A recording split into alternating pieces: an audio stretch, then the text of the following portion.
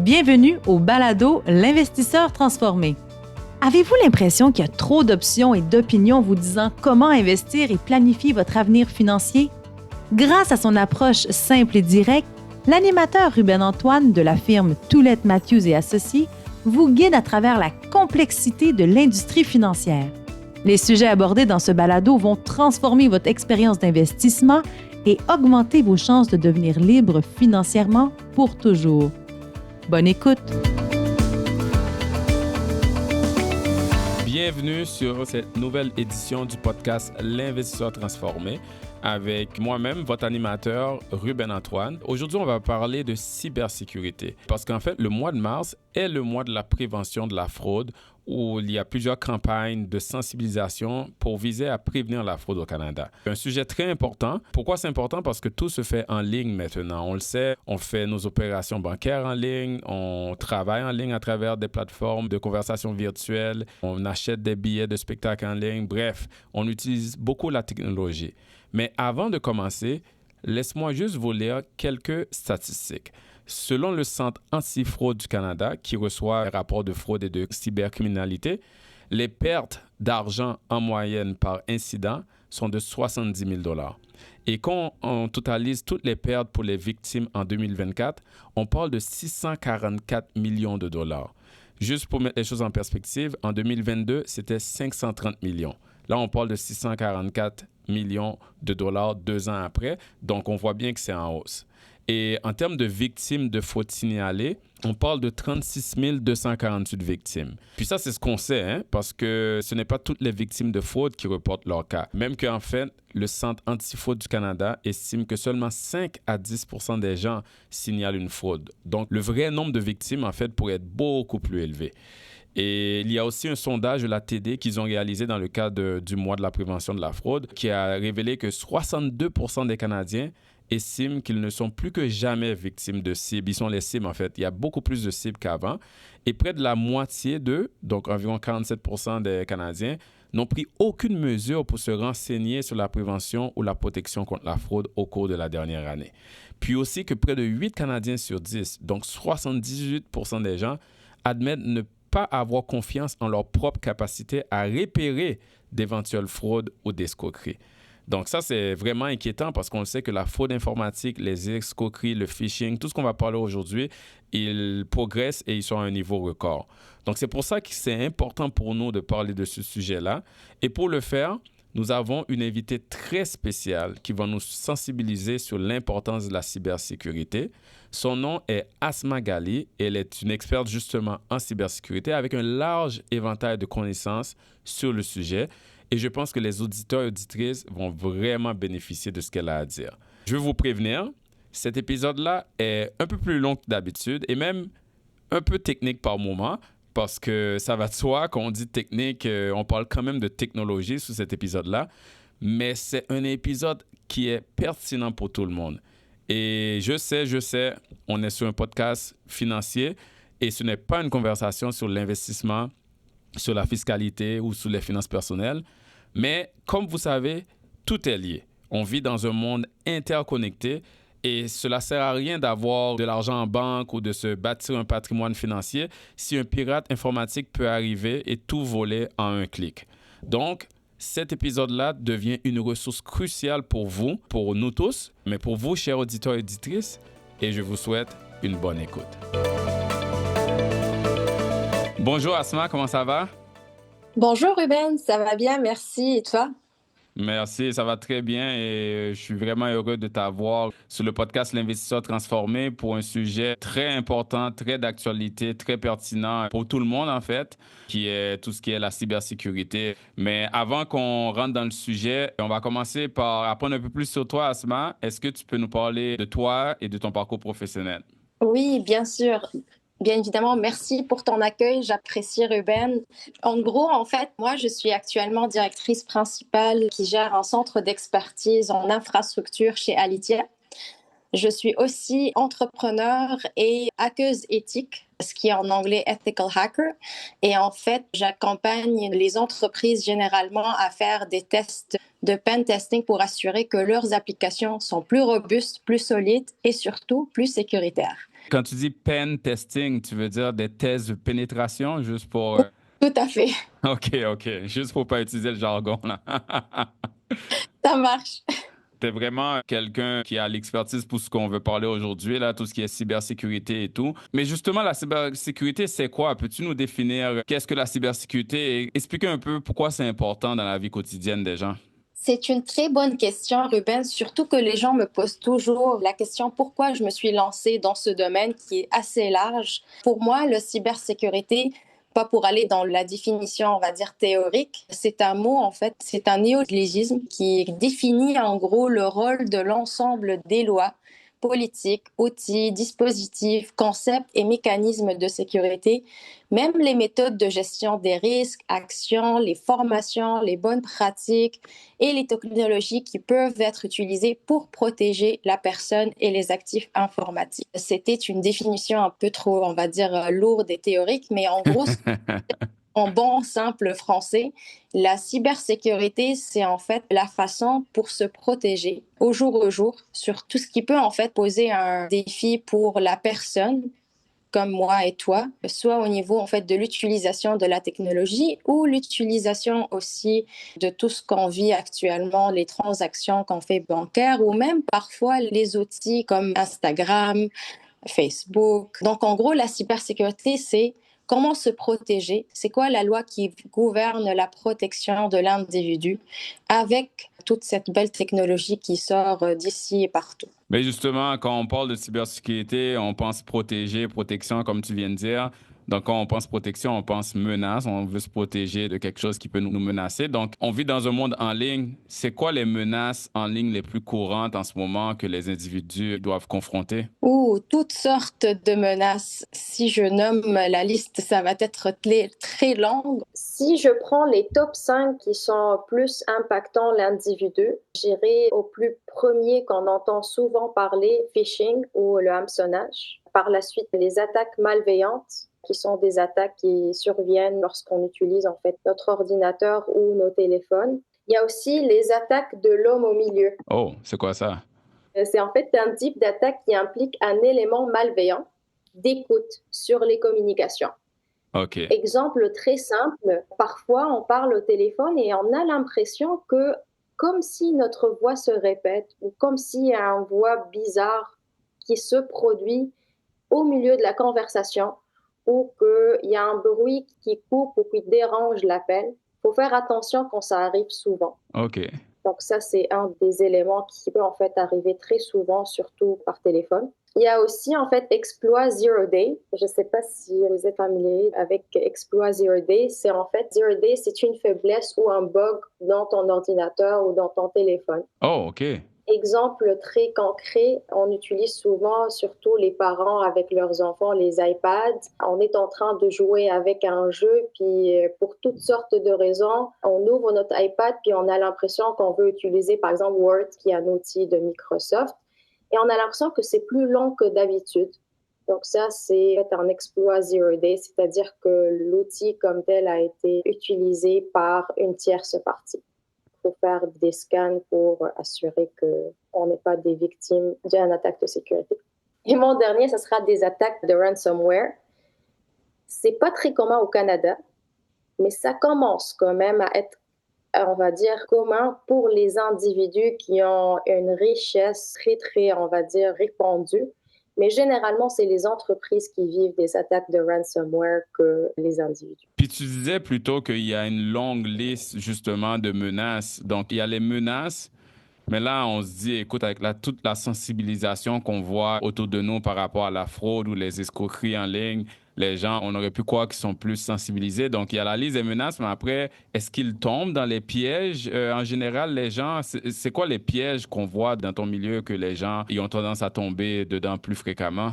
Je dirais plusieurs pièges où les gens vont tomber là-dessus. Malheureusement, c'est pas pour catégoriser que parce qu'on est un parent. Il y a le plus on va dire, commun, puis ça arrive malheureusement pour les personnes âgées ou même les personnes qui n'ont pas d'habitude, on va dire, à utiliser la technologie. On reçoit un appel téléphonique très simple de genre: «Salut, j'ai besoin d'aide, je suis ton fils, ton cousin qui a perdu XY montant, il faut absolument que vous me fassiez un transfert d'argent.» On est rendu malheureusement, les attaqueurs, super bons à camoufler ce genre de situation, c'est-à-dire qu'on peut t'amener déjà à la page d'accueil de ta banque.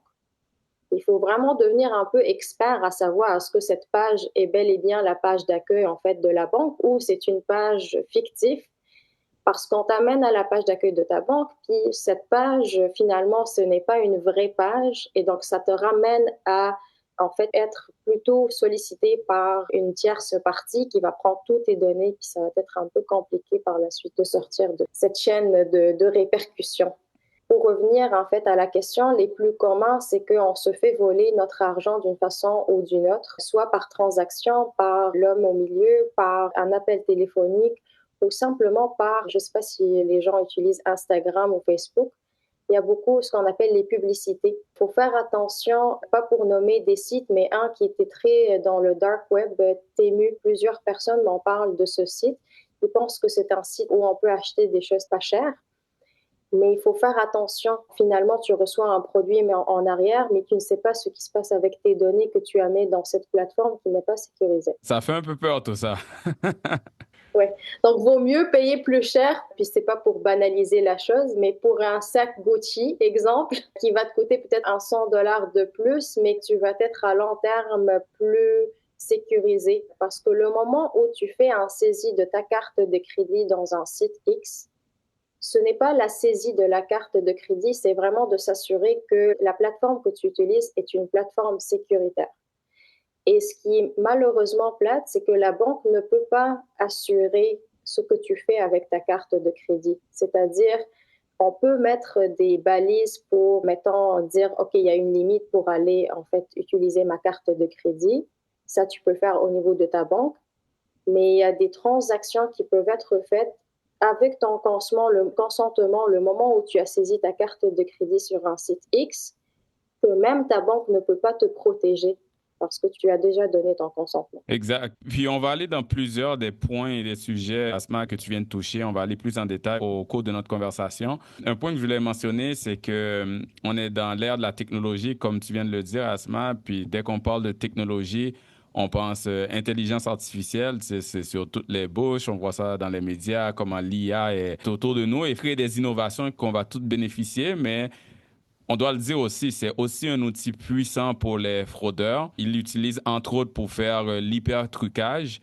Est-ce que tu peux nous définir c'est quoi l'hypertrucage? On appelle ça deepfake en anglais. C'est un bon point que tu en parles en plus. En fait, l'hypertrucage, c'est des images ou des enregistrements, parce que ça peut être des images, pas juste des enregistrements audio, qui ont été modifiés et manipulés de telle sorte qu'on pense que c'est vraiment la personne qu'on connaît qui nous appelle. Tantôt, j'ai fait référence à l'exemple de tu reçois un appel téléphonique. Justement, une façon d'utiliser l'hypertrucage, c'est que compte tenu qu'on a déjà confisqué des enregistrements d'appels de ta voix ou la voix de quelqu'un que tu connais, il y a des façons où on peut, puis on le voit très souvent aussi sur les réseaux sociaux, comment on peut prendre la voix des gens très connus, exemple Trump ou autres, et les mettre sur des vidéos qui n'ont pas rapport, puis on se dit waouh, c'est tellement beau, c'est fascinant, mais en contrepartie, ça peut être utilisé d'une façon très fait en fait en sorte que la personne va perdre ses biens même, parce qu'on peut utiliser cette voix, on te fait entendre des parties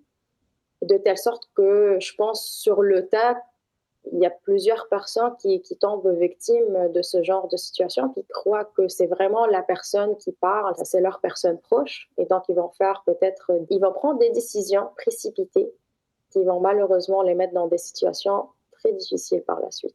Exact. Souvent, ils utilisent des situations qui viennent avec certaines urgences. Hein. Comme tu as dit, Asma, le petit-fils qui appelle sa grand-mère qui dit écoute, je suis dans un accident d'auto. Évidemment, c'est pas le vrai petit-fils. J'ai besoin d'un transfert de 5 000 $, de 10 000 $. C'est drôle parce que juste récemment aussi, mon grand frère, il m'a dit que les parents d'un de ses amis l'ont appelé pour lui dire est-ce que c'est vraiment toi qui as demandé de transférer de l'argent pour telle affaire? Puis c'était pas lui. Donc, ils ont reçu un appel de quelqu'un avec la voix de mon grand frère avec une certaine, je ne me rappelle pas de la situation, là, une certaine urgence là, avec une demande d'une aide financière immédiate. Donc, surtout les personnes vulnérables comme les personnes âgées tentent à être vraiment ciblées par ces tactiques frauduleuses-là. Mais ce qui est préoccupant, Asma, c'est que j'ai écouté dernièrement un podcast qui faisait référence à une situation d'hypertrucage par rapport à l'accès au compte bancaire. Comme tu le sais, plusieurs banques canadiennes utilisent elles-mêmes aussi l'intelligence artificielle, mais comme outil de reconnaissance vocale. Et ils le font justement aider à lutter contre la fraude parce que c'est leur façon d'identifier l'identité de leurs clients. Moi, c'est déjà arrivé, j'appelle une de mes banques, puis ils m'ont dit, est-ce que vous voulez utiliser la reconnaissance vocale? Je dis non, mais bon, j'imagine il y a plusieurs personnes qui l'utilisent parce qu'ils se disent que c'est plus sécurisant.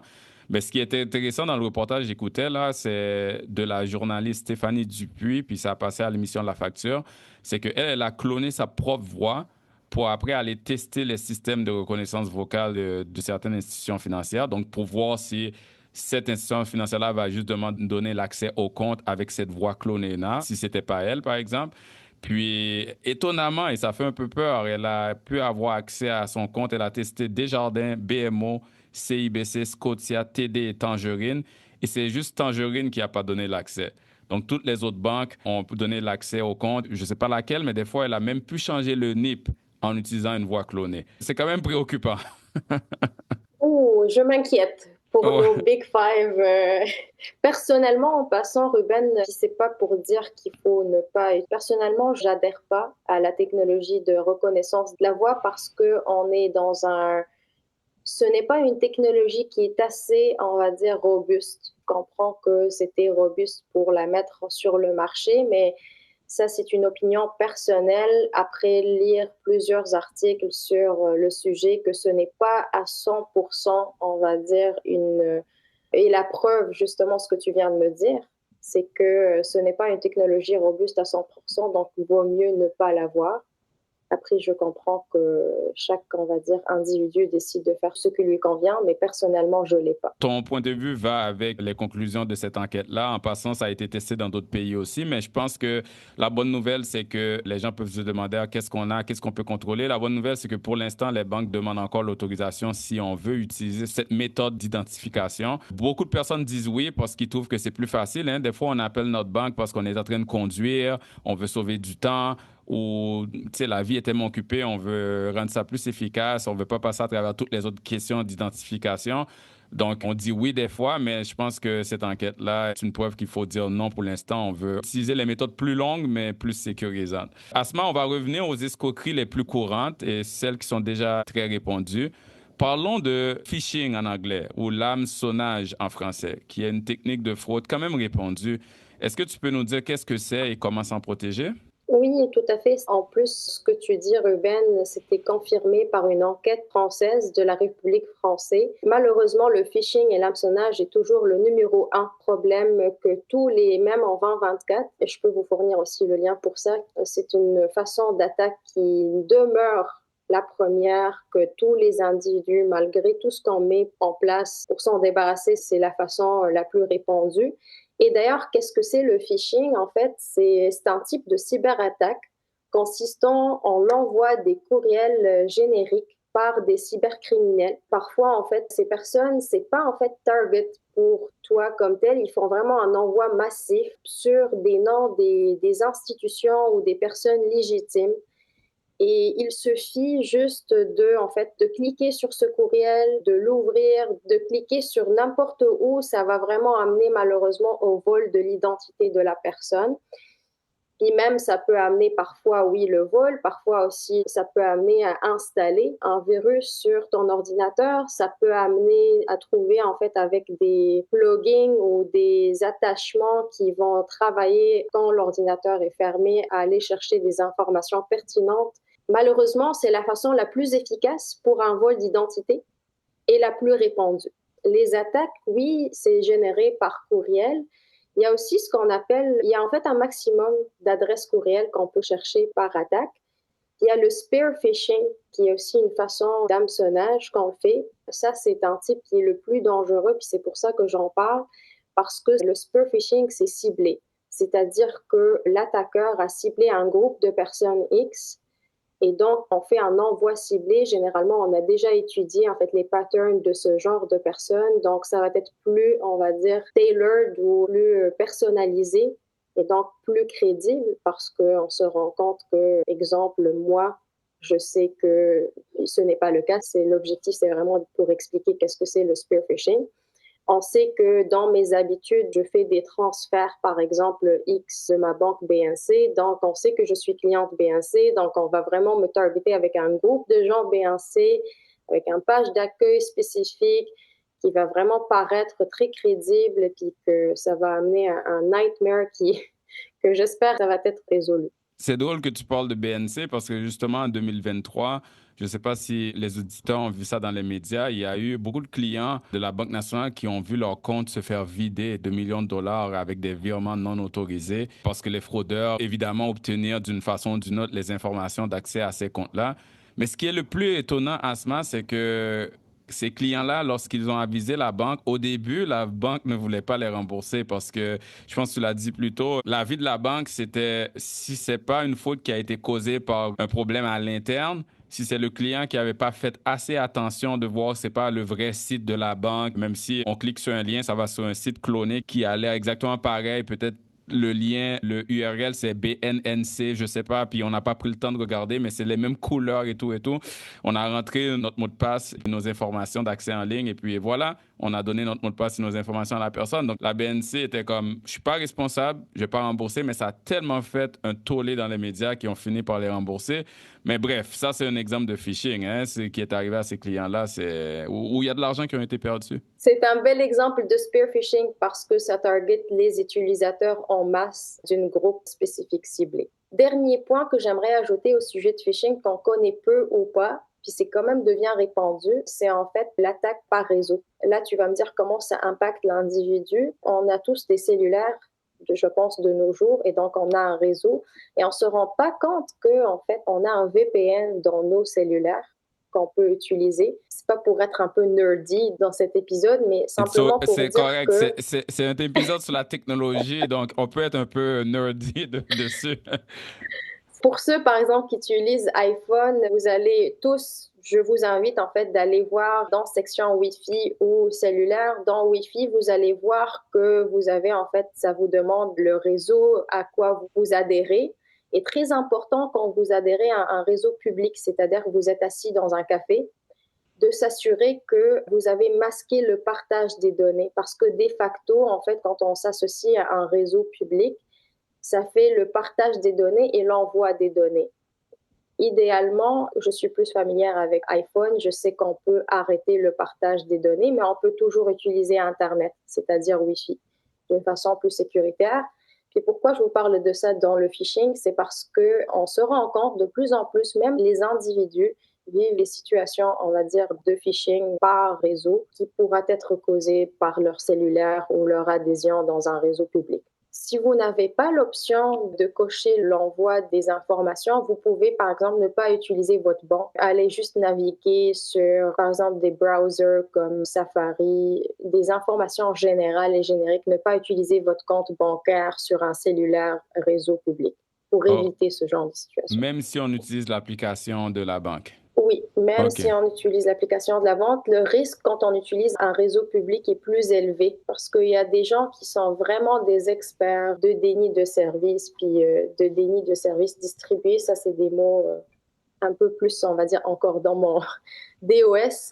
Et DDoS, c'est en fait des mots plus nerdy, mais pour dire que lorsqu'on est dans un réseau public, le risque d'exposer nos données, même si on utilise une application sécuritaire, est plus élevé que d'utiliser notre VPN de la maison. C'est un très bon point. Puis, j'ai aimé ta statistique que le phishing, c'est ce qui est un des plus répandus. On dit des fois, c'est un nom bizarre, là, hameçonnage, phishing. Mais en gros, ça dit tout. Hein? C'est comme aller à la pêche. On veut un appât, on lance notre filet, puis on voit qui va être attrapé ou qui va mort à l'hameçon. Donc, très important, juste pour conclure, que les gens, quand on reçoit un courriel, même si c'est un fournisseur de services qu'on connaît, Vidéotron, Bell, notre banque, on reçoit un courriel et c'est facile, hein, on est familier, on va dire, ah, ça doit être vraiment, pour moi, c'est vraiment légitime, mais il faut toujours être quasiment un peu paranoïaque parce que quand on clique dessus, il peut se passer plein de choses, mais comme tu l'as dit, Asma, ça peut aussi aller dans un site web qui ressemble à celui qu'on utilise. Donc, peut-être que c'est mieux d'aller nous-mêmes aller sur Internet et taper le lien qu'on connaît par rapport à ça pour essayer d'éviter le phishing. On a parlé beaucoup de courriels, Asma. Je sais aussi que pendant la saison d'impôt aussi, il y a des tentatives de phishing par rapport à des appels téléphoniques et on reçoit un appel qui prétend être de l'Agence du revenu du Canada. Je dis pendant la saison d'impôt, ça peut être pendant toute l'année aussi, là.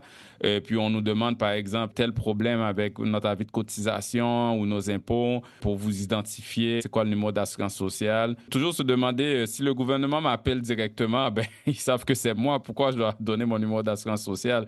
Ça, c'est quand c'est nous qui appelons qui devons nous identifier. Donc, juste à faire attention avec ça. Il y a aussi les fameux appels. Je ne sais pas si tu en as déjà eu, Asma, les appels. Votre colis est en retard ou est retenu à la douane. Puis, il faut soit parler avec quelqu'un ou payer les frais de douane. Quand on doit parler avec quelqu'un, c'est souvent de confirmer notre adresse, des informations personnelles. Donc ça, malheureusement, il y a beaucoup de personnes qui tombent là-dedans parce qu'on fait tous beaucoup de commandes de Amazon. Des fois, ils font ces fraudes-là pendant le temps des fêtes quand ils savent que le nombre de commandes augmente. Donc les gens s'attendent à recevoir les cadeaux de Noël pour leurs enfants super vite. Donc là, ils peuvent tomber là-dedans. Donc des textos aussi, des textos avec des liens à cliquer. Il faut faire attention. Donc le phishing, c'est fou, ça peut prendre beaucoup de formes. Puis il faut vraiment faire attention parce qu'il y a beaucoup de personnes malveillantes qui attendent soit le bon moment, soit les personnes vulnérables. Juste une dernière chose sur le bon moment. Pendant les tempêtes, les dégâts d'eau qu'on a eu dernièrement ou quand il y a des coupures d'électricité, tu sais, des affaires qui sont dans les médias ou des saisons où il y a quelque chose qui se passe, puis les gens utilisent ça pour mettre sous point des fraudes pour appeler les gens par rapport à ce qui se passe. Parce qu'ils savent qu'il y a plus de gens affectés pendant ce moment-là par ces situations-là.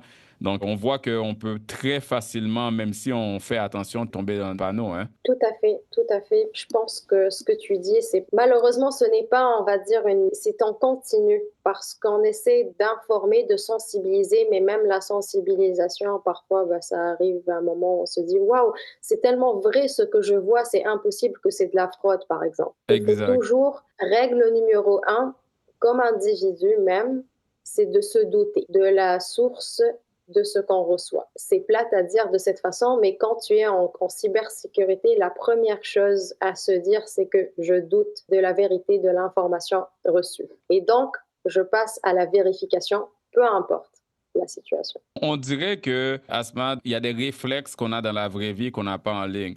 Par exemple, dans la vie courante, si tu es dans un pays ou même dans ta propre ville, là, dans une grande ville, et tu vois une ruelle sombre le soir, on dirait qu'il y a les instincts qui vont dire je vais pas aller marcher dans cette ruelle sombre-là, je vais faire le détour où c'est illuminé pour faire une protection. Mais sur Internet, on n'a pas toujours les mêmes réflexes. On clique sur suivant, on voit un courriel qu'on connaît, tout semble familier parce qu'ils le font comme ça. Donc, il faudrait quasiment avoir ces mêmes réflexes-là, de toujours douter, comme tu viens de dire, même si ça a l'air familier, je vais pas juste cliquer et passer au suivant, là, je vais y penser parce que sinon, il peut avoir des conséquences. Il y a une autre situation vraiment commune que je voulais discuter avec toi, Asma, parce qu'on vit dans un monde de médias sociaux, puis c'est quand même un podcast à la base qui est en général sur l'investissement. Il y a quelque chose que j'ai vu circuler beaucoup, parce que, tu sais, il y a beaucoup de personnes qui suivent des influenceurs et des gens sur les médias sociaux. Des fois, c'est sorti dans les nouvelles où il y a des gens qui se sont fait frauder parce qu'ils ont malheureusement tombé dans le piège d'une personne frauduleuse ou d'un site web, soi-disant d'investissement, mais qui promet des gains rapides. Hein, des gains, c'est toujours comme ça. Et en ce moment, tu le sais, des gains soit sans risque ou des gains rapides. Puis, comment ça marche, c'est que ces escrocs financiers-là, ils sont très sophistiqués. Ils mettent sur le point des sites frauduleux, en fait, de placement ou de crypto-monnaie, parce qu'on sait la crypto-monnaie, des fois, les gens entendent parler de leurs amis qui ont fait de l'argent, donc ils ont l'impression qu'ils ont manqué le bateau. Puis là, ils reçoivent ce site-là où on leur dit, écoute, investis un petit montant, puis ça pourrait tripler ou quoi que ce soit. Et ce qui est fou, malade, moi ça me fait capoter, c'est que ces fraudeurs-là, des fois, ils ont même un centre d'appel. Hein? Donc, ils donnent un service à la clientèle à ce moment-là de haut niveau. Ils prennent le temps d'appeler leurs victimes. Ils prennent le temps de bâtir la confiance au fil des conversations, juste pour que les gens baissent leur garde. Souvent, on le voit aussi dans les médias sociaux, la façon qu'ils attirent les gens, c'est qu'ils mettent des publicités, ils paient des publicités sur Facebook avec des faux articles de, par exemple, la presse ou des grands médias qui disent « Regardez comment telle célébrité a doublé son argent avec cet investissement-là ». Moi, j'en ai même vu, là, tu voyais vraiment des publicités là, de la presse sur l'émission Tout le monde en parle, qui est une des émissions les plus écoutées au Québec.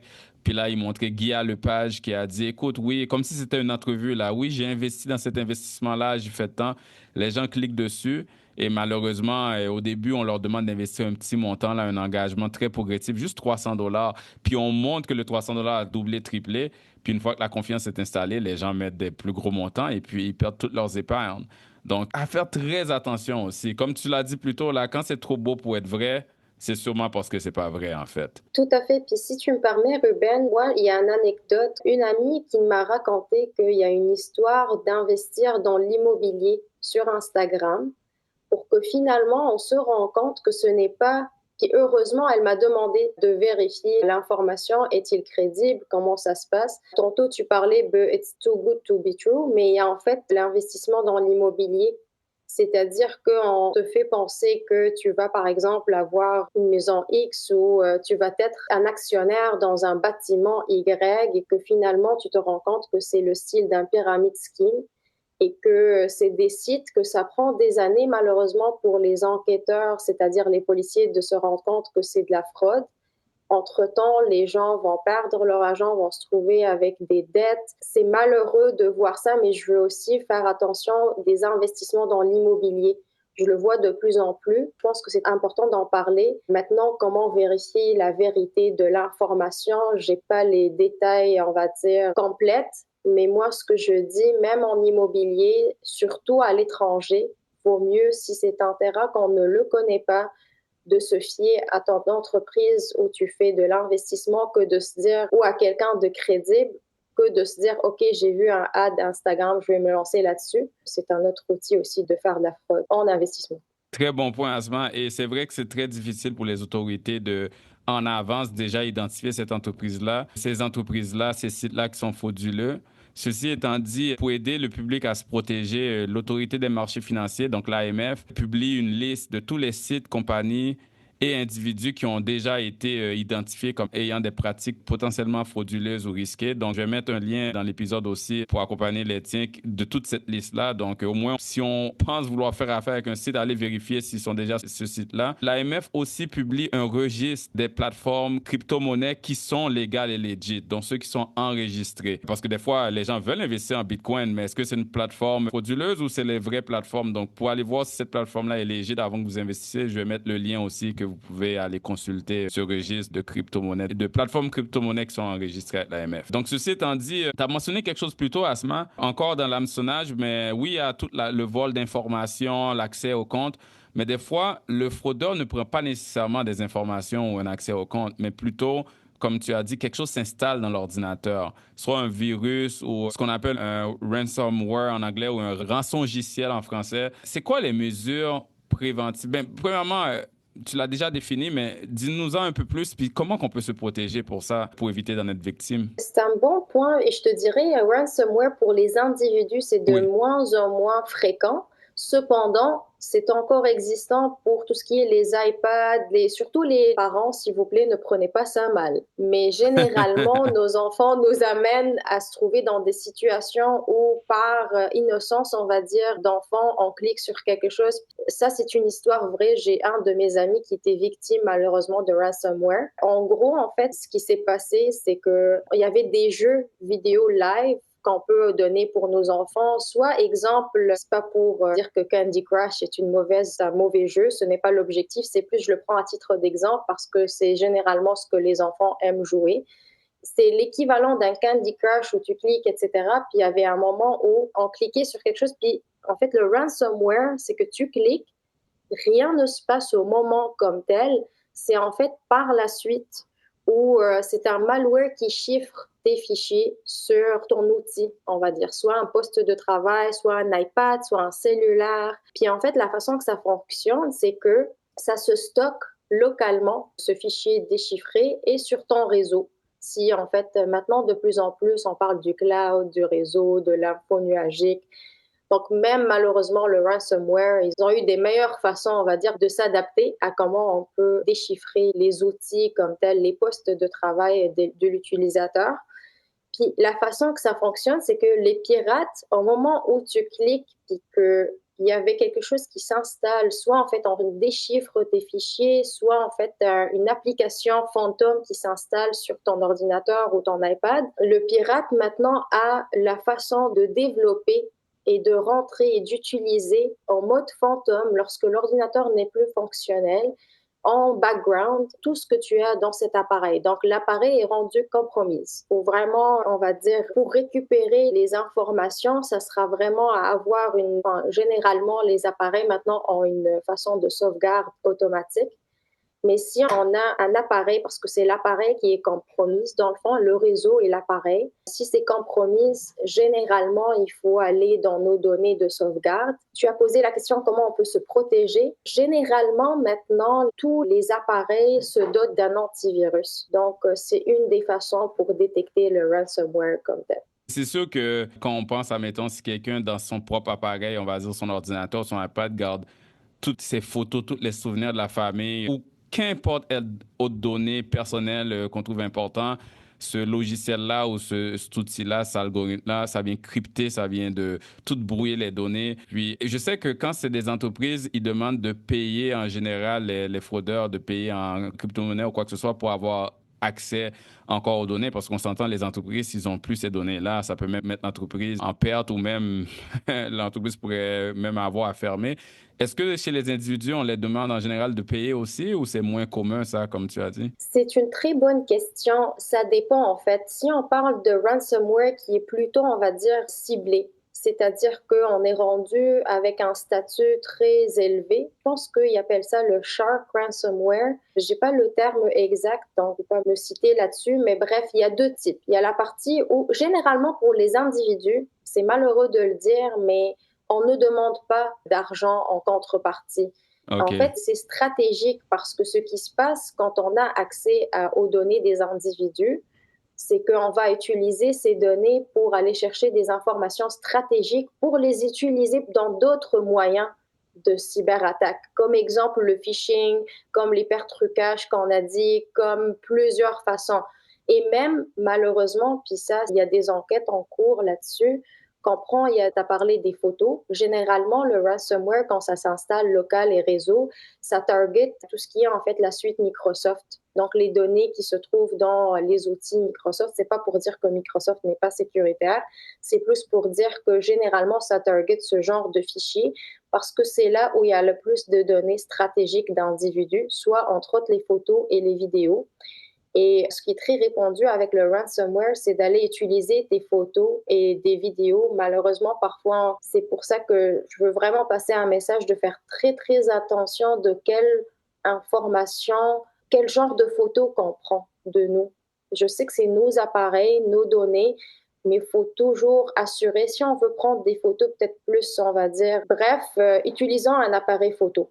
Allons-y plutôt avec un appareil photo comme la un bonne Nokia vieille technologie. Revenir. Exactement, parce que c'est moins accessible. Pourquoi je dis tout ça? C'est pour revenir à mon idée que, tantôt j'ai dit, il y a deux façons de ransomware pour les individus. Malheureusement, la plus répandue, c'est d'utiliser nos données. Ça s'est arrivé qu'on a entendu plusieurs histoires où il y avait des personnes, des individus comme moi, toi, Ruben, qui se sont trouvés sur des sites, par exemple, de porno, d'autres sites, qu'on utilisait leurs photos pour faire de l'argent. Eux, ils ne savaient même pas qu'on utilisait leurs données personnelles pour ce genre d'affaires. Ça sort généralement dans le dark web, ce genre d'informations. Puis tu peux, comme individu, ne jamais avoir contact avec le pirate qui a pris tes données. Lui, son gain, c'est de prendre tes données, c'est-à-dire les photos, les vidéos, et de faire de l'argent là-dessus sur d'autres sites qui ne sont pas corrects. Maintenant, lorsqu'on parle d'individus à haut niveau, des gens qui sont haut placés, il se peut qu'on se trouve dans une situation où on va te demander en fait de l'argent et là, il faut assurer qu'on implique la police, même si la personne va dire qu'il ne faut pas impliquer la police, parce que je vous confirme quelque chose, c'est vu malheureusement dans tous les cas, ce n'est pas vrai que le pirate ne va pas utiliser vos données. Oh, okay. C'est que généralement, quand la donnée est compromise, c'est qu'elle est utilisée et que c'est pour cette raison que je dis qu'il faut absolument impliquer la police parce qu'on ne va jamais sortir gagnant dans une situation de ransomware, soit individuelle dans le sens où tu n'étais jamais contacté, soit au mode on veut de l'argent de toi.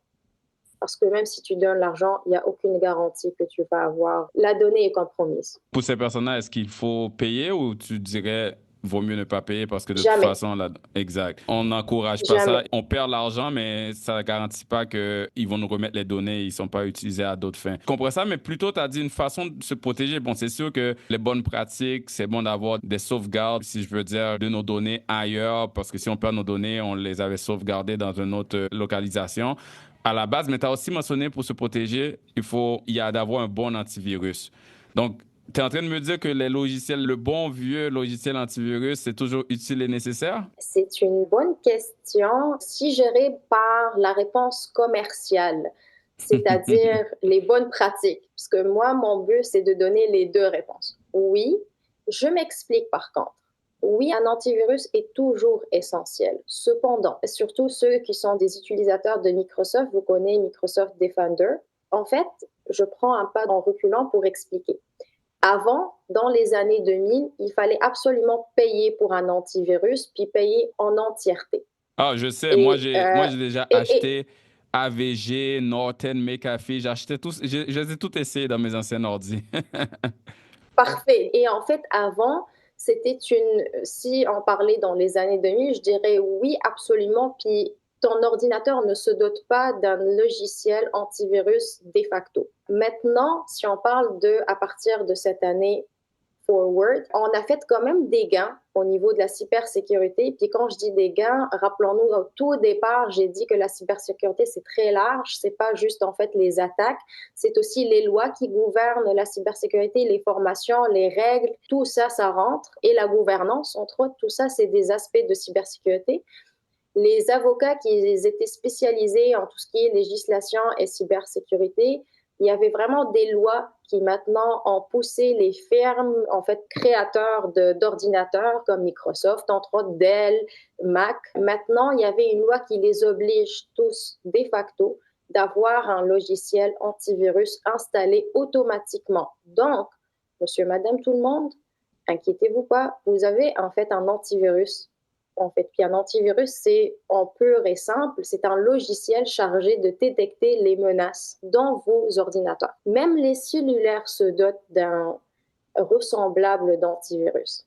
Maintenant, pour revenir à ta question, est-ce qu'il faut absolument avoir et acheter? Parce qu'on s'entend que jusqu'à aujourd'hui, les logiciels, enfin, les antivirus, les entreprises, il y a plusieurs AVG, Norton, tu les as déjà nommés, les big, on va dire, three. Quelle est l'utilité de payer? Parce que, comme j'ai dit, de facto, on a dans nos appareils, nos ordinateurs, on a en fait un antivirus installé automatiquement. Yeah, il y a le Windows Defender, Mais, comme tu as dit. Il faut l'activer, par exemple. Des exact, fois, il n'est pas activé. c'est vrai. Ça, oui, tout à fait. Ça fait partie des bonnes pratiques. Je suis d'accord avec toi.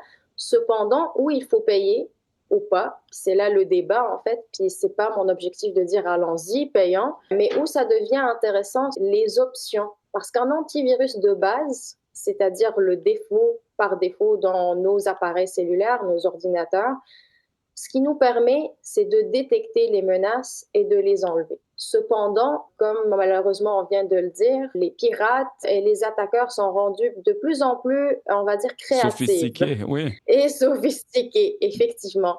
Et donc, le logiciel de base ne permet pas nécessairement de détecter cette partie sophistiquée et compliquée de la chose. Et donc, c'est là où tu vas voir que parce que la loi nous oblige comme entreprise d'avoir, c'est-à-dire comme entreprise créateur d'ordinateurs, d'avoir un antivirus, c'est la loi. Cependant, on va quand même, c'est comme quand tu achètes une voiture. Tu achètes ton voiture, la loi t'oblige d'avoir une voiture avec des 4 roues. Après, il y a les extensions et le plus. Je Et comprends. malheureusement, en sécurité, bien que j'aime pas le dire de cette façon, il y a des plus qu'il faut absolument les avoir. Donc, personnellement, je paye un petit plus pour me garder la paix d'esprit. Est-ce que c'est nécessaire? Dépendamment de l'utilisation de la personne, dépendamment de l'activité sur les réseaux sociaux, sur Internet, sur ton exposition de données, ça peut ne pas être nécessaire. Donc, je ne suis pas là pour dire oui, achetons les extensions qui se trouvent dans nos en fait antivirus respectifs, mais je suis là pour dire que on vous vend pas de l'air. Il y a quand même des extensions que Malheureusement, on ne peut pas l'avoir avec une version de base et il faut peut-être aller un peu l'étape de plus, surtout et surtout si on est des gens qu'on sait que nos vies sont très virtuelles, c'est-à-dire nos données confidentielles. Je suis un avocat, par exemple, je pense à des firmes d'avocats, je suis une firme d'investissement. OK, si je le revois plus, je suis individu entrepreneur, je veux m'assurer de ma sécurité et de la sécurité de mes clients, je vais me doter d'un antivirus. Même si je suis un individu qui n'a pas de firme en fait d'entrepreneuriat, je pense que c'est et puis j'ai des enfants et que je veux pas en fait faire de la micro-gestion à mes enfants, je veux me doter d'un plus. En gros, là, c'est l'antivirus, c'est vraiment la protection de base. C'est comme un peu avoir une serrure dans notre porte d'entrée, hein. On sait que tout le monde, je dirais, en tout cas la majorité des gens, on a la serrure à notre porte d'entrée dans notre maison et on prend le temps de la verrouiller tout le temps ou du moins tous les soirs. Ça, c'est la base. Tout le monde doit avoir ça. Après, si je t'écoute bien, Asma, c'est dépendant de notre besoin, dépendant dans le quartier où on vit, dépendant de notre aussi la tranquillité d'esprit qu'on veut avoir. On peut, en plus de notre serrure dans notre porte d'entrée, investir et payer, je veux dire, pour un système d'alarme. On peut décider de mettre des caméras de surveillance, des détecteurs de mouvement. Donc ça, on paye de plus pour ça et on met ça à un autre niveau. Mais c'est là que, pour ton point, c'est un peu comme ça l'antivirus, hein. Il y a la base, mais ce n'est pas le plus performant de haute sécurité. Puis on peut aller plus loin si on veut débourser les frais pour. Donc, je te comprends. Un autre point vraiment important dans la cybersécurité, vraiment commun, c'est les mots de passe. Parlons des mots de passe, Asma. Parce que ça, là, ça a passé de quelque chose de vraiment simple et c'est devenu un casse-tête pour la majorité des gens. Parce qu'on le sait, on nous dit d'avoir des mots de passe complexes. On nous dit, puis complexe, c'est rendu une langue extraterrestre avec des mélanges de symboles, de lettres, de majuscules que personne ne comprend. On nous dit aussi de les changer fréquemment. Et non seulement ça, on n'a plus un ou deux. S'il fallait avoir deux mots de passe complexes qu'on change à chaque mois, c'est correct. Mais maintenant, tous les sites web, tous les outils qu'on utilise, toutes les plateformes, toutes les applications, ils demandent tout d'un mot de passe. Donc, il y a 15-20 ans qu'on avait 3-4 mots de passe. Maintenant, on peut avoir 20, 50 ou 70 mots de passe. Et Asma, tu le sais très bien, le cerveau humain n'est pas fait pour se rappeler de tous ces mots de passe-là. Donc, c'est pour ça que les gens procrastinent et ne changent pas les mots de passe, n'utilisent pas des complexes, utilisent encore le nom de leurs enfants ou quoi que ce soit. Donc, c'est quoi la solution? Est-ce que, genre, c'est un gestionnaire de mots de passe? C'est quoi qu'il faut faire pour régler cette situation-là? Je t'entends parler et ça me fait en fait réveiller plusieurs souvenirs comme personne justement qui galère avec ses mots de passe, donc je comprends très très bien. Commençons par la base. Qu'est-ce que c'est un mot de passe en fait? Un mot de passe, j'aime beaucoup ton exemple de maison. Tu as parlé qu'une maison, on peut avoir une serrure. Donc c'est en fait avoir justement une clé pour ouvrir, verrouiller et déverrouiller. C'est exactement ça, en fait, un mot de passe. Et puis, la beauté de la chose, c'est qu'on verrouille et déverrouille des informations, des données, dans le fond. Donc, ce n'est pas malheureusement l'entrée pour voir ton beau salon, mais c'est plutôt tes données. Et donc, bien évidemment, c'est important d'avoir un mot de passe. Ce n'est pas négociable. Maintenant, on parle de casse-tête, puis je pense que je comprends un peu la double authentification, le changement, tout ça, ça cause beaucoup de problèmes. J'aime beaucoup la simplicité dans la vie, donc j'irai plutôt à dire pourquoi compliquons nos vies respectives. Chaque appareil cellulaire, si vous êtes par exemple au ordinateur, s'est rendu compte de la complexité de la chose et de ce qu'on nous demande comme utilisateurs. Et donc, je ne sais pas pour Samsung, mais moi je parle plutôt je sais pas pour les appareils Android, mais je pense que c'est pareil. Oui. De ce que j'ai vu brièvement quand j'ai fait une mini-recherche. Cependant, je vais me fier plus avec tout ce qui est Windows et Mac. MacBook, c'est-à-dire en fait tout ce qui est des produits Apple et Windows. Maintenant, encore une fois, la beauté de la chose, c'est qu'on veut être user-friendly, puis on veut être en avant de ce qui se passe au niveau de cyber. Donc, les deux en fait, fournisseurs de logiciels se sont dotés des outils incarnés dans nos appareils. Il faut simplement les activer. Exemple pour Apple, soit au niveau cellulaire, soit au niveau ordinateur. Puis si vous êtes tous dans la suite Apple, ça sera plus facile. Ça enlève la casse-tête de le faire sur les deux appareils. Il y a 3 outils dans nos cellulaires que je les trouve très utiles. Ce qu'on appelle le gestionnaire de mots de passe, l'outil de gestionnaire de mots de passe. Comment ça fonctionne? Et c'est une très bonne question. Ce n'est pas juste un outil qui va en fait se rappeler de ton mot de passe, mais il va générer ton mot de passe. Donc la casse-tête, un complexe. à savoir exactement, c'est un tout en un. Donc ça génère ton mot de passe, non seulement ça génère, Apple récemment, ça génère et ça change automatiquement dépendamment de la fréquence demandée par le site. Exemple, Ah, si moi je suis inscrite dans Wealthsimple, qui est un outil par exemple d'utilisation, je sais que Wealthsimple, c'est à chaque fois que tu fais ta déclaration, tu te rends compte qu'il faut revoir ton mot de passe. Donc, mon cellulaire intelligent avec l'outil de gestionnaire de mot de passe qui est gratuit, qui est qui n'a pas inclus? Oui. besoin inclus, donc tu payes dans ton cellulaire, donc tu n'as pas besoin d'aller chercher d'autres choses. Ça génère le mot de passe, ça met des rappels de changement de mot de passe et ça sauvegarde le mot de passe. Donc moi, personnellement, je ne sais même pas c'est quoi mes mots de passe dans aucune de mes applications et mes sites web. C'est le téléphone qui le sait automatiquement. Ça, Puis ça, c'est synchronisé avec mes appareils. Puis quand je dis synchronisé, je pense que vous l'avez deviné, je suis une utilisatrice de Apple, donc j'utilise Windows, mais j'ai plus des produits Apple, donc ça se parle entre eux. Donc, en gros, ça, c'est d'utiliser justement la technologie pour automatiser les bonnes pratiques qu'on doit avoir avec nos mots de passe, qui est d'utiliser un complexe, de changer fréquemment, etc. Donc, c'est un très bon point. Complètement d'accord avec toi. Moi, j'utilise aussi des gestionnaires de mots de passe. Puis, il y en a aussi avec un frais qui sont offerts par d'autres compagnies. Donc, ça a sauvé ma vie par rapport aux mots de passe. Mais dès qu'on parle de mots de passe, on va dire qu'on a réglé ce premier niveau-là. Asma, on a un bon gestionnaire de mots de passe qui fait toutes les bonnes choses pour avoir des mots de passe complexes. Là, on nous dit qu'il faut aussi utiliser l'authentification à deux facteurs. Puis les gens ont sûrement vu plusieurs des outils qu'ils utilisent, ils l'offrent ou des fois ils l'offrent, mais c'est un choix. Mais il y a aussi plusieurs banques, ils donnent un certain délai où il faut l'activer. Hein. Puis les gens savent de quoi je parle. On rentre notre mot de passe, mais on doit aussi recevoir un texto avec un code. Puis après, il faut regarder notre cellulaire, aller taper le code. Donc, on commence à devenir habitué, mais au début, c'est un petit peu fatigant, on va le dire. Dis-moi, en tant qu'expert en cybersécurité, qu'est-ce que tu penses de cet outil-là, Asma? Est-ce que ça renforce vraiment la sécurité de nos comptes en ligne? J'ai un point un peu mitigé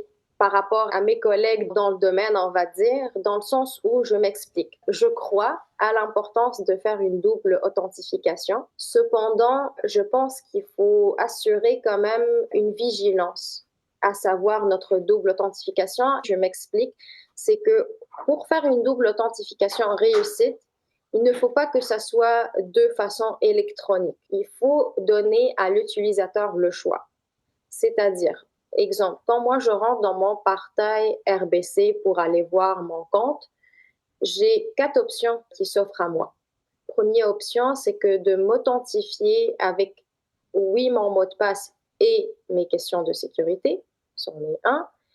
Je peux m'authentifier avec mot de passe et un NIP, que je décide de l'activer ou pas. Je peux m'authentifier la façon classique que tu viens de dire avec et mon mot de passe et le code qui soit envoyé à mon cellulaire. Je la recommande pas tant celle-là et je vais expliquer un petit peu loin pourquoi. Quatrième façon, c'est de m'authentifier avec et mon mot de passe et en fait un courriel et un code qui s'envoie à mon courriel ou par voix, puis je ne recommande pas trop non plus. Pourquoi tu ne En fait, recommandes pas la double authentification avec un message texte? Parce que c'est quand même une des plus courantes, ça, qu'on voit, qui est répandue en ce moment pour les gens. tout à fait. Puis je dis pas que ce n'est pas efficace. Moi, je le recommande pas parce qu'une fois que ton appareil mobile est compromise, c'est-à-dire que quelqu'un peut avoir accès à tes textos et à ton cellulaire, c'est que pour moi, en fait, tu n'es pas en mode double authentification. Tu saisis un mot de passe et tu saisis un autre code. Donc, c'est que des codes. Tout ce qu'on peut automatiser dans la technologie, ce n'est pas bien. Je m'explique. Comme j'ai dit, les arnaqueurs, les pirates sont rendus très créatifs et innovants. Une façon très facile d'hacker quelqu'un, ça parce que je fais des tests, j'en suis consciente et je le vois, c'est justement d'aller chercher les codes automatiques, générés automatiquement qui s'envoient à ton cellulaire. Donc, bien que c'est une façon très répandue, très facile, je pense qu'on est mieux, à moins que tu me dises c'est impossible qu'on me vole mon cellulaire parce que ou que ton cellulaire n'est pas connecté, par exemple, à ton ordinateur, parce que quand j'ai dit quand tu as les produits Apple, quand ça envoie un message, ça envoie à partout, sur tous tes outils. Donc, le mot de passe, quand moi je le saisis, par exemple, je le reçois sur mon cellulaire, mettons que quelqu'un a volé mon MacBook, il a réussi à rentrer dans le laptop, il va recevoir mon code et donc il va pouvoir utiliser le code pour aller chercher toutes mes informations bancaires. Donc, moi, Puis encore une fois, ça c'est une opinion personnelle. Je dis pas que ce n'est pas sécuritaire d'utiliser le mot de passe généré par téléphone, mais le suspicious enemy préfère d'avoir une façon humaine et une façon électronique. Donc, saisie de mot de passe qui se fait automatiquement, mais réponse sur mes questions. Il n'y a rien sans faille. Hein? Les questions de sécurité aussi, c'est pas nécessairement sans faille parce que toutes nos données, quasiment tout le monde, statistiquement, leurs données sont déjà dans le dark web. Puis souvent, les gens utilisent les mêmes questions de sécurité et les réponses dans d'autres sites.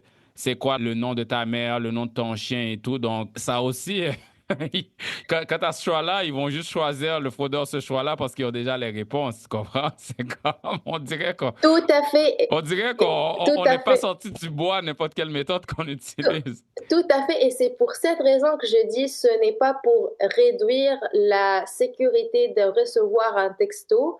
Pour moi, ce qui va avec mon cas personnalisé, je n'utilise pas les mêmes questions personnellement, puis jamais Ah, on ben peut oui, deviner la réponse sur mes questions. mais Donc, toi, tu utilises les bonnes pratiques. Monsieur, madame, tout le monde, exactement, c'est toujours c'est vrai. la rue où tu as grandi. Nanana. Je pense que le point de l'authentification à deux facteurs, parce que sans être un expert, moi aussi, j'ai lu là-dessus, puis j'entendais des affaires de clonage de cartes SIM et tout. Donc, le téléphone peut définitivement être compromis par différentes méthodes, mais je pense que le point, c'est pour les gens qui ont juste le mot de passe, c'est d'ajouter un autre niveau. Pas nécessairement un niveau sans faille, mais un autre niveau parce que ça prend un fraudeur qui a non seulement l'information de ton mot de passe, mais aussi l'information de ton cellulaire, alors que des fois, ils sont juste au premier niveau. Donc, s'il faut envoyer un texto, ils ne peuvent pas avoir accès au compte.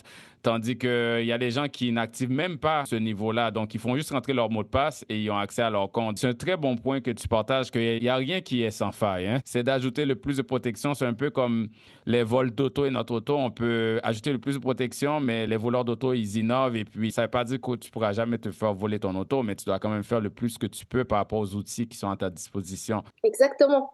Et encore là, et là, tu vas me dire, Asma, c'est incroyable, tu es très dans le suspect dans ta vie, comment tu vis. Mais, mais c'est que faut savoir que, compte tenu mon passe-temps qui est aussi mon travail, je passe beaucoup du temps dans le dark web, à lire là-dessus, à voir un peu à quel point on est rendu efficace, efficient, puis Tu vas innovant. dans le Puis, dark web? ben, Wow! malheureusement, pour Mais mon non, travail, je sais. C'est, c'est pas c'est... pour... J'entends les gens parler de c'est dark web, pour... mais j'ai jamais rencontré des gens qui disaient Hey, moi, je passe du temps dans le dark web. Non, mais je sais que tu le fais ben, pour les je bonnes passe raisons. Tu le fais pour les bonnes raisons. vraiment, et ça vient avec un désavantage, c'est que tu deviens en mode suspicious tout le temps. Ce n'est pas Mais c'est bien en normal, passant. c'est normal. Parce que, C'est que tu es dedans, puis des fois, les gens qui savent plus, dans tous les domaines, deviennent plus paranoïaques. Des fois, tu vas parler avec des policiers qui ont travaillé dans certains quartiers, puis ils vont dire je n'ai jamais habité dans ce quartier-là, alors que nous, on est comme, ben, moi, je le trouve bien, ce quartier-là, mais eux, ils sont rentrés dans les maisons, ils ont vu des choses. Donc, c'est normal. Quand on a plus d'informations, des fois, on devient un petit peu plus suspect. C'est naturel. malheureusement, oui. Et même pour rajouter à cela, c'est pas pour semer le doute aux oreilles de nos auditeurs et auditrices, mais c'est vraiment juste pour dire que tout outil À ces points peut faibles. malheureusement amener un risque Je et des comprends. faiblesses. Maintenant, la faiblesse et le risque, c'est à des niveaux différents. Pour nous, comme utilisateurs, on est correct avec ce genre d'outils. Je pense pas qu'on a des données qui sont assez critiques. On va dire qu'un pirate va faire le travail davantage pour aller vraiment comme utiliser une application qui va être en mesure d'aller voir, OK, la fréquence de la Ah, je comprends. création Parce que là, c'est de loin, ces... là. C'est encore plus de travail, je C'est comprends. ça. Le Exactement. rapport coût-bénéfice pour le fraudeur, il est moins là pour le petit utilisateur. Exactement. Ouais, Cependant, pour les entreprises, ça, c'est un point qui fait vraiment peur, là. je Et comprends. dépendamment du type de l'entreprise et de risque de tolérance aussi à la perte, parce que veut pas, oui, on entend de plus en plus des situations de fraude parce qu'encore une fois, la loi nous oblige comme entreprise de faire ce genre de publicité. Mais il y a des situations qui se passent qu'on n'entend pas, puis tant mieux, parce que sinon on va devenir un peu paranoïaque dans la vie comme individu. Mais tout ça pour dire que oui, c'est mieux, mais il faut toujours faire attention. Et si je reviens à la base, je pense comme individu, ce qui est très, très important pour nous, c'est toujours être en mode je doute de l'information reçue, c'est-à-dire je vérifie et je valide. et ça ne prend pas beaucoup de temps pour vérifier et valider.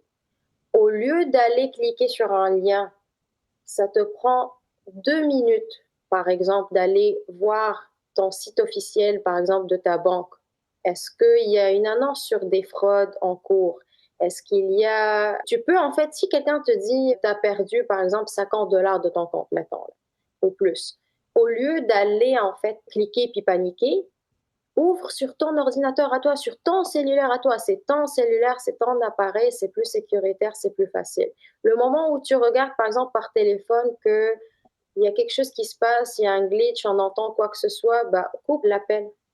Ça va t'amener un retour que de continuer l'appel alors que tu as l'impression que tu es écouté.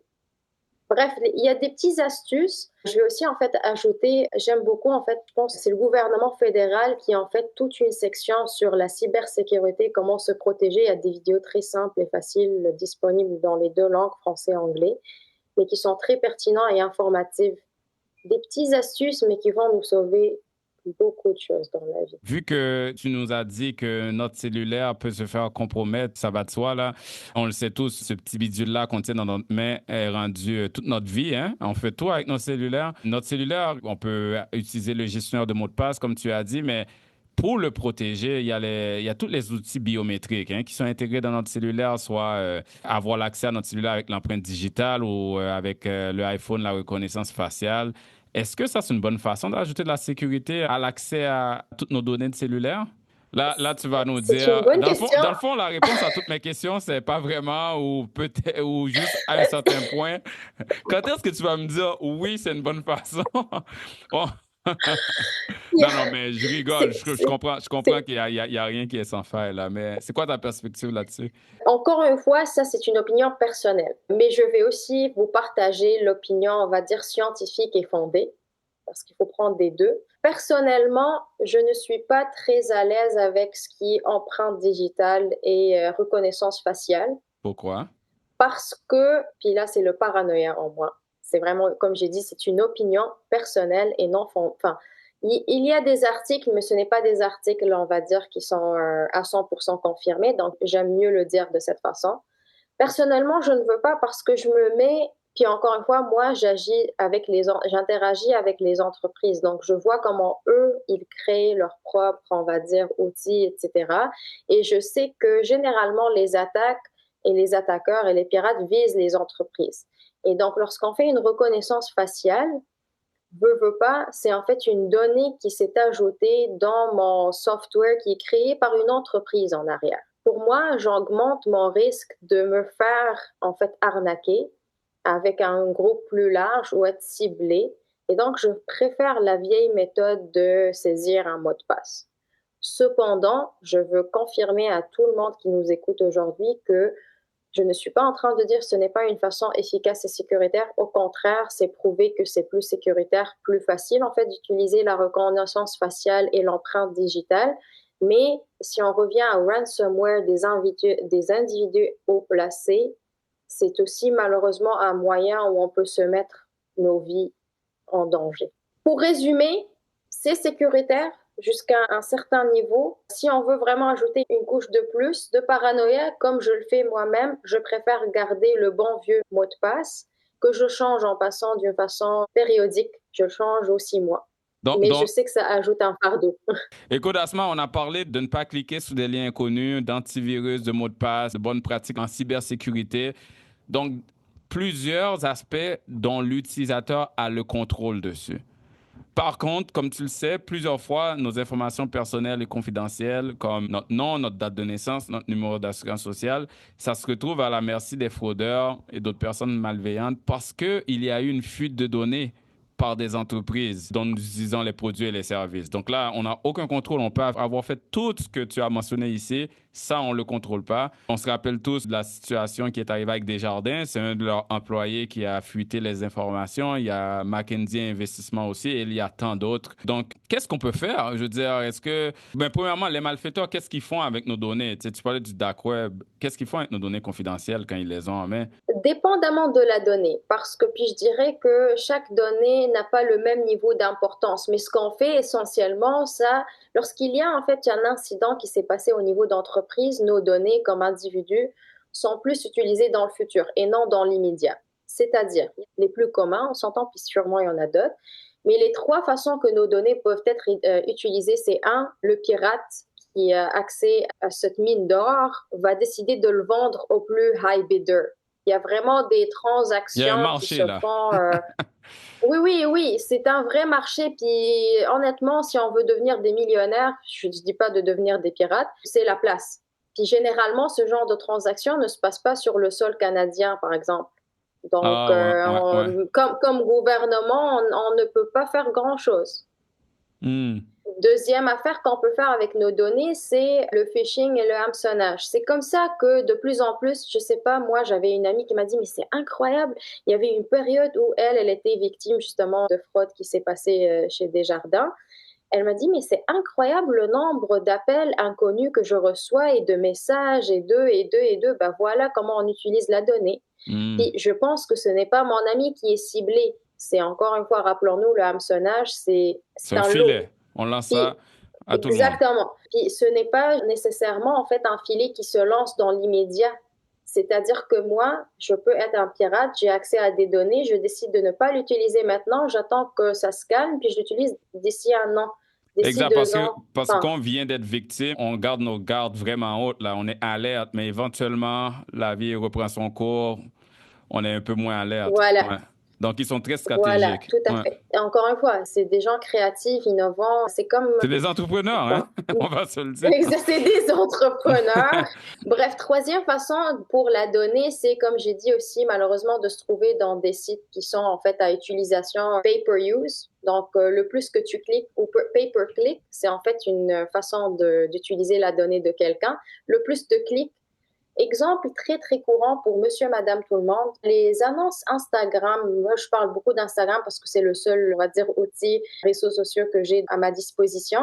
Je le vois souvent, généralement, les petits ads qu'on reçoit sur Instagram. Le moment où tu cliques, parfois, ça génère des affaires en background et ça fait, en fait, utiliser parfois, dépendamment des données qui sont, en fait, qui étaient piratées ou quoi. Dépendamment. C'est pas tous les ads, en passant, qui sont pas légitimes. C'est pas ça que je suis en train de dire, mais juste pour revenir, donc, il y a plusieurs façons d'utiliser la donnée. Maintenant, comment se protéger alors que ce n'est pas notre faute? C'est très simple. Au tout début, j'ai dit qu'il y a la législation, la gouvernance et les lois. Maintenant, c'est obligatoire au Canada que quand une entreprise est victime de perte de données, que l'utilisateur soit informé. OK. Ça, c'est une victoire, je pense, parce que ça n'a pas toujours été le cas.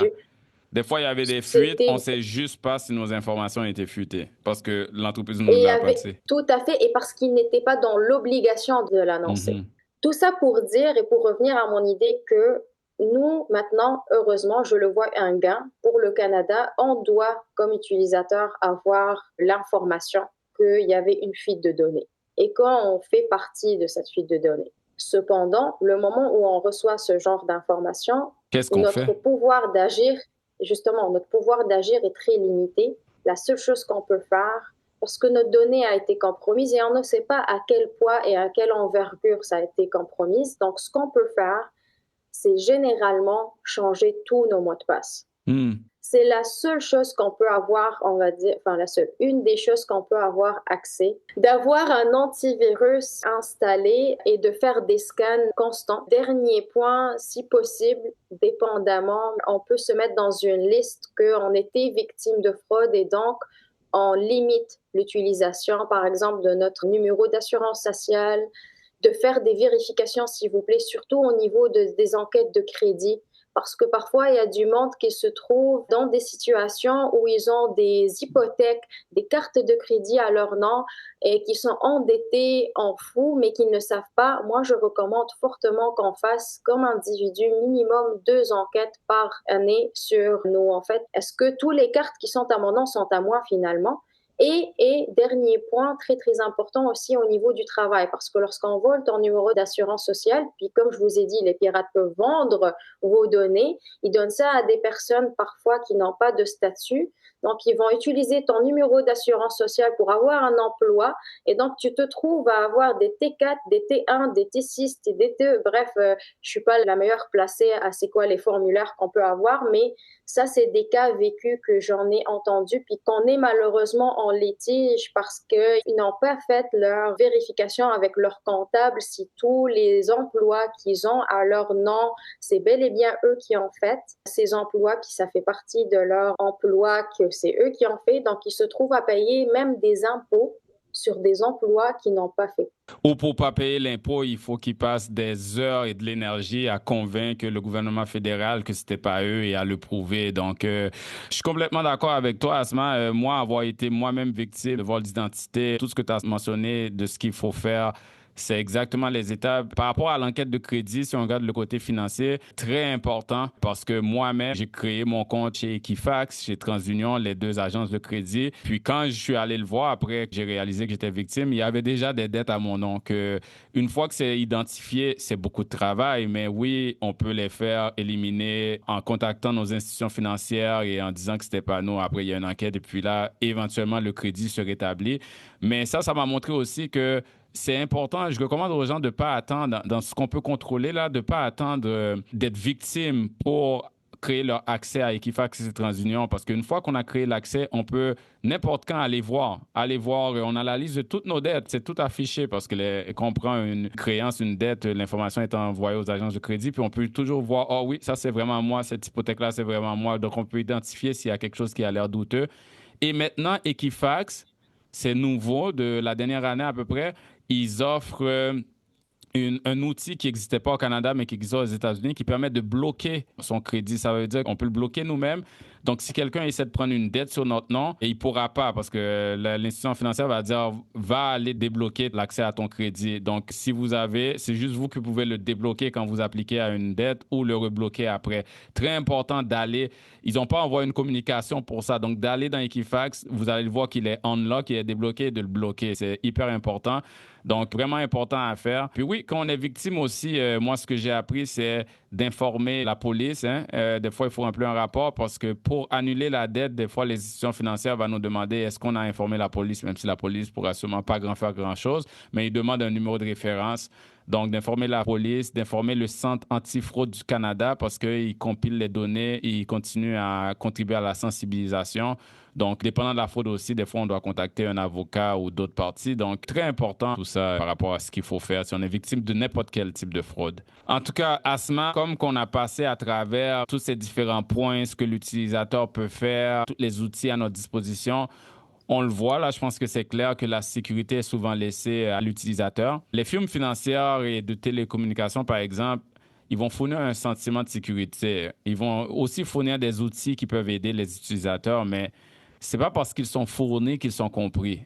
C'est pas parce qu'ils sont fournis qu'ils sont déployés ou même qu'ils sont utilisés. Tu sais, on a donné beaucoup d'exemples où l'outil est là, mais il faut aller l'activer. Donc, avant qu'on se laisse, en plus de tout ce qu'on vient de discuter, est-ce que tu as quelques trucs, quelques astuces ou des outils que les gens peuvent appliquer dès maintenant, qui peuvent aller faire ou utiliser pour améliorer la sécurité de leur identité, de leurs actifs financiers, de leur téléphone ou de leurs informations personnelles en ligne? Est-ce que tu as quelque chose à nous partager pour qu'on puisse les laisser avec ça? On va se laisser sur une note positive, effectivement, Oui, Ruben. parce que je pense que les gens ont peur, là. Ben, c'est correct d'avoir un peu peur, mais je pense que... Et ce n'est pas l'objectif. L'objectif, c'est vraiment d'assurer qu'on est dans la prévention. Moi, ce que j'aimerais qu'on retienne de notre épisode aujourd'hui, c'est qu'il faut toujours se trouver en mode préventif et de se douter de tout, mais de vérifier. Donc, se douter, c'est pas pour devenir paranoïaque, mais plutôt pour vérifier. On en a parlé de plusieurs affaires. J'aimerais peut-être, pour faire un recap des plus, on va dire, astuces à partager, soit en ce qui concerne nos données financières, parce que pour moi, par exemple, c'est vraiment mon numéro d'assurance sociale et mes actifs, on va dire, financiers sont très importants pour moi comme individu. Donc, c'est les données les plus précieuses. Pour les banques, dépendamment de votre banque, mais si je me mets à votre place, j'irai prendre un rendez-vous carrément. Si on veut pas, en fait, se casser la tête dans tout ce qui est lecture, parce que les banques mettent tout, mais ils le mettent ça en mode FAQ, le FAQ, où il faut vraiment lire et savoir comment activer. Je sais que c'est très, en fait, on va dire, des travaux auto-formels et non malheureusement automatiques par l'institution. Moi, je prendrais un 30 minutes avec un banquier, un simple conseiller financier pour en fait s'informer sur quelles sont les meilleures pratiques que ma banque met à ma disposition. J'aime beaucoup le point que tu as mentionné, Ruben, au sujet de assurez-vous de vous inscrire sur les deux portails pour les enquêtes de crédit parce que malheureusement, moi, le moment que j'ai fait, les deux ne se parlent pas. Donc, ça se peut que vous faites votre enquête sur Equifax, que vous n'avez rien, mais sur l'autre, vous avez des dettes. Oui, et les deux ne se parlent pas, en fait. Oui, et il faut dire, il y a certaines institutions, quand on a une dette, ça envoie l'information à une des agences parce que c'est avec celle-là qu'elles font affaire. Donc, il faut vraiment regarder les deux. Ça coûte un frais des fois, mais c'est comme une assurance. Vaut mieux payer ce petit frais mensuel-là pour se protéger. Exactement. Puis, dernier point que je vous laisse avec, je pense que c'est très important. Chaque cellulaire, en tout cas du côté Apple, vous avez des VPN installés dans vos cellulaires. Il faut l'activer. Il faut juste vous allez dans Paramètres sur Apple, vous allez taper VPN et vous faites activer et vous mettez en fait l'adresse IP de chez vous par exemple ou en tout cas assurer que c'est activé. Comme ça vous ajoute une authentification de plus. D'activer vos antivirus parce que généralement, ce n'est pas activé, soit Microsoft Defender, soit l'antivirus en fait embedded dans vos ordinateurs. Ça, c'est vraiment des pratiques qui ont l'air débiles et simples, mais qui vont nous sauver beaucoup de choses. Et surtout, dernier point très, très important, à chaque fois que vous recevez quoi que ce soit, un texto, un courriel, un appel téléphonique, ne répondez pas à un appel que vous ne connaissez pas. Et si vous recevez en fait un message vocal qui vous dit « Ah, je suis en urgence catastrophique, j'ai besoin d'argent », s'il vous plaît, dernier point que je vous laisse avec, c'est que d'assurer que vous avez fait vos due diligence, le doute, toujours en doute de l'information et qu'on vérifie. C'est le dernier point que je vous laisse avec. Asma, c'était toute une mine d'informations que tu nous as donné, vraiment, vraiment pertinent pour tout le monde. C'est ça que j'aime de cet épisode-là. Je te remercie beaucoup d'avoir pris le temps de partager ton expertise et tes connaissances avec nous. C'est moi qui te remercie, Ruben. J'espère que c'était très utile pour vous et surtout, en fait, pertinent et que je ne vous ai pas laissé dans la peur et le paranoïa. Ce n'est pas l'objectif, c'est plutôt la prévention qui compte toujours. Bien dit, Asma. Donc, merci aux auditeurs et aux auditrices de votre écoute et on se retrouve dans le prochain épisode de l'Investisseur transformé. Vous venez d'écouter l'Investisseur transformé, animé par Ruben Antoine. Veuillez visiter le site web tma-invest.com pour vous abonner au balado, demander une copie gratuite du livre L'Investisseur transformé et pour en savoir plus sur la façon dont notre firme aide les investisseurs à atteindre leurs objectifs financiers. Merci. Les investissements et stratégies financières doivent être évalués en fonction de vos objectifs personnels. Les auditeurs doivent alors effectuer leurs propres recherches et consulter un conseiller dans le domaine avant de prendre des décisions sur leur placement et finances personnelles avec les informations fournies dans ce balado.